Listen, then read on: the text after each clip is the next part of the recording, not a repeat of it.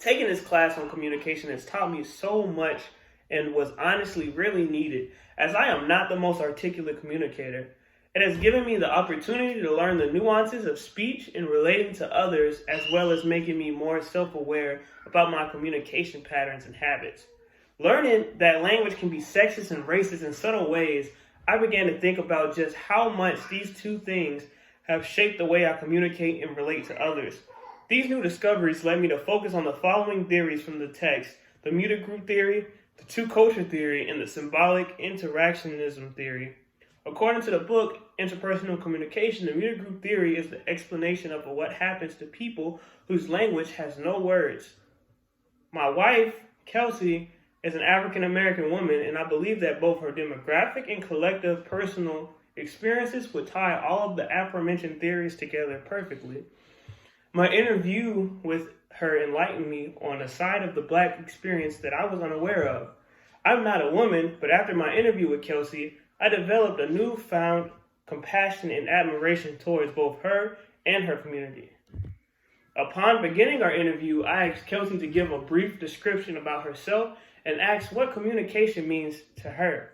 She responded, "My name is Kelsey Singleton. I am a 21-year-old African American and I am married with 2 children. I would define communication as the means to which we relate to one another.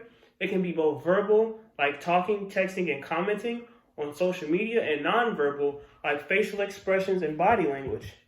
Communication has the power to uplift and motivate and spread love, but I feel like now we live in a society that uses communication to tear others down, cause confusion, and to condescend."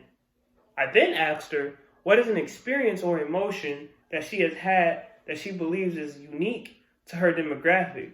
I also asked her to elaborate on her answer, and does she believe that there are other demographics that face situations parallel to hers. Her response was really surprising. She stated an experience, an emotion that I feel is unique to be a black woman is being violated yet being chastised. This kind of goes in hand with being able to speak up. It seems like there's this stereotype of the angry black woman, so every time we speak, even with the calm demeanor, we're viewed as being hostile and that we're making a big deal out of nothing. So I could bring this to the attention of a supervisor and I'll be gaslit and made to be the problem in the situation.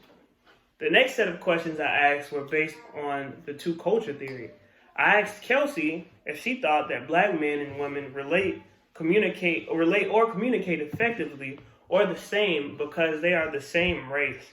Also asked her to elaborate. Her response for these questions were troubling. Absolutely not.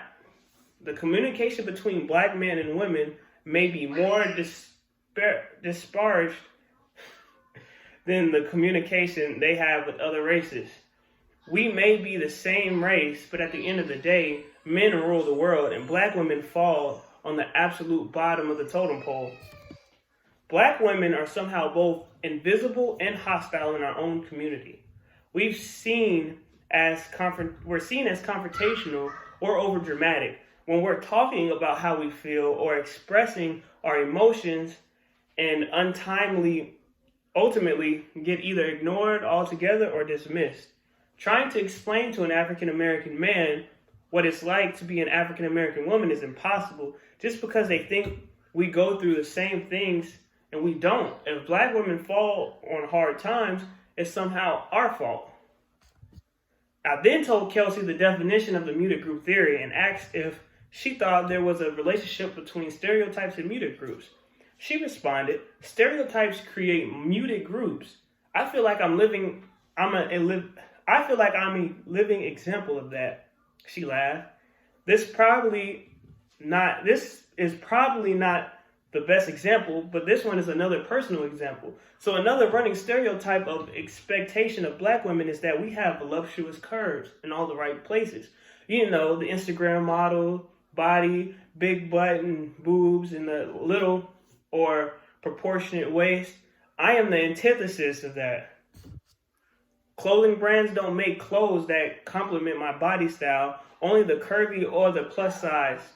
Actually, I do believe I've seen one post that addressed this issue, and they basically shamed her. It's wild.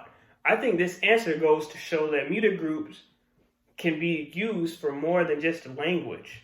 I then gave her the definition of both two-culture theory and the symbolic interactionism theory and asked her if she could explain how these theories played out in her life. Wow, my answer is similar to the one I just gave.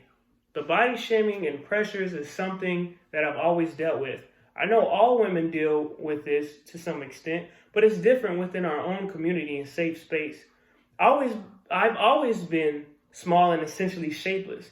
I've been bullied by girls and guys of my own complexion for being that way my entire life. I grew up with sisters who got the good genes and they talked about me too. I've always been either overlooked or ridiculed because of how I'm built. All of this has shaped my life. It's not as vocal as I once was. I'm definitely not confident in a lot of things I do. And say, if I decided to say anything, I feel like an outcast among outcasts, you know? Like I said, black women are on the literal bottom of the totem pole. There has even been studies about how black women are considered the least desirable. And I don't even fit into the expectation of what black women look like. I'm not curvy, my hair isn't curly, it's the tightest texture, and it isn't even long. It's hard. I think it's better equipped for me to be a mom. I know how to support my daughter if she ever goes through those things, and that's what makes it worth it. My relationships with this person affect the way I feel about it. My relationship with my wife Kelsey has affected the way I feel. The situation affects my disclosure by making me want to tell her everything and keep nothing away from her. We talk about our future, past, and present. We also talk about likes and dislikes, dreams and passions. The Muta group theory brought to my attention the lengths she has to go to be seen and heard and understood. Emotions in my relationship yield a high reward versus cost. We like to open with each other and are free to express ourselves how we see fit.